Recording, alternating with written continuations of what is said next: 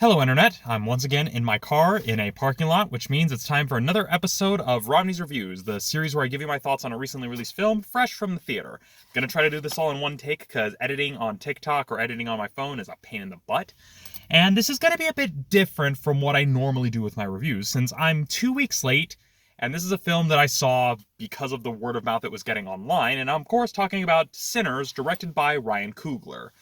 And yeah, so I'm going to come right out with it. This is a film I highly recommend, especially if you're more of a hardcore cinephile, if you're a fan of horror movies. But even those who may not necessarily be into these kinds of films, I would say this is definitely a film worth watching because it very much is the kind of film that we all really need right now. And what I mean by this is that there's something about the way the film is presented, the story that it's telling, and the stylistic choices that it taps into this viscerality that just feels indicative of, well, what is going on in our world and in our country right now. Now, I have to be very careful about what I say due to some very draconian social media policies, so I will leave it there, but I think you can probably read between the lines and see what I'm meaning. Now, when it comes to for lack of a better way to phrase it, the overall technical presentation of the film, I really like its use of color, even though it's a bit more subdued than what you may come to expect. But that's kind of the style that this film is going for, is something that is still striking, but still kind of subdued. It kind of has that nice little undercurrent of things needing to be below the radar across the board. And it worked pretty well. It almost has kind of this rebellious tinge to it, where when the whole world is telling you to basically keep things on the down low, you find ways that people are able to express themselves in this world that Coogler and company created. And that was one thing that I really, really liked about it, is that it had a nice sense of style. It knew what it was going for. It wasn't trying to be like every other bland, boring Hollywood movie that's trying to appeal to everyone. It's like, hey, this is the story we're telling. This is how we're telling it. Buckle up. And another thing that I also really liked is that, unlike other films that people have been comparing it to, like From Dusk Till Dawn, where it kind of tries to do a bit of a bait and switch, this one, it doesn't really do the bait and switch. Now, granted, I knew about some of the more supernatural elements going in, but even then, it doesn't try to hide it too much. Like, it introduces it at an appropriate time where you're kind of eased into it, and it goes to one of the other film's biggest strengths, which is suspense.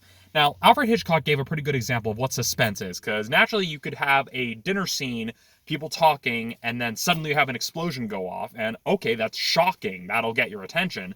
But then if you have that same scene and you show the audience, oh, there's a bomb under the table, there's a clock counting down, and all the people at this table don't know what's going on, that's suspense. It's that tension that comes where you know something bad is going to happen, when you know the shoe is going to drop, when you know what's coming, and you're just sitting there dreading, being like, oh.